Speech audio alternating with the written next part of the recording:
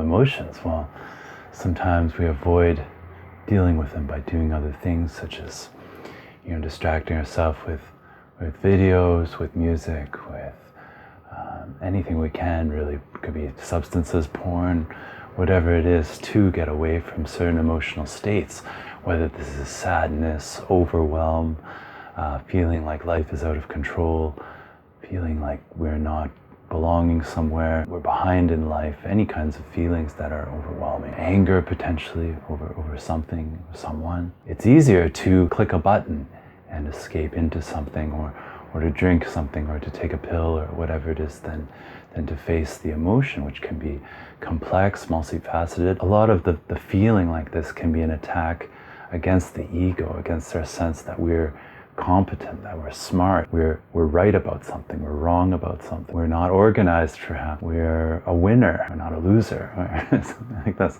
whatever conceptualization we have about ourselves, that the ego, the part of us that's a bit selfish, it's self-serving, it's linked to our survival. The ego doesn't want to slow down, to break things into parts. It doesn't want to admit it overlooked something. It doesn't want to go into that place, because that's a place where it doesn't feel very safe, it doesn't feel very secure. All right? It wants to be in control. It wants to control everything. It doesn't want to connect with other people. It wants to be a separate thing, an individual. So if any of these things come into conflict, we might feel overwhelmed, and whatever destructive thing we're doing to escape the emotions, we need to stop doing that. We need to turn on the blocker on something, on get the thing we're using out of the environment when that happens. Don't turn to it. Slow down, can breathe, can label, can feel the emotion. Okay, I get it right here. All right, I can label it. Overwhelm. Okay, that's overwhelm. And then what kind of thoughts arrive? Well, this is too much. What things are related to this situation right now? Okay. Do I need to go to that place to do something destructive? No. I can do nothing. I can go for a walk. I can go outside. I can just be with it for a while. I don't have to do anything. Emotions are signposts to something. Okay? To thoughts, to an issue, perhaps.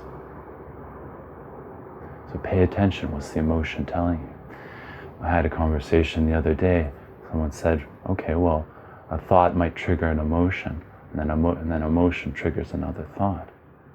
So you see a candy bar. Oh, it's my favorite candy bar. Thought. That leads to the emotion, excitement. I want that, desire. And it leads back to another thought that says, I want it. I'm going to buy it. Okay? See how those things are related. If that emotion wasn't there, would you logically, buy the candy bar, right? Because logically it's probably not healthy, right? There's that excitement there that leads you to that. So dealing with them is basically just accepting they're there, labeling them, seeing what they point to, and being aware where it's almost like a ritual, a habit, to turn to something easy. And this time I'm not going to do that. I'm going to be with the emotion. I'm going to figure out another way. Maybe I need a bit of courage to take on this complex thing. And maybe I need to really break it down into chunks to work with it.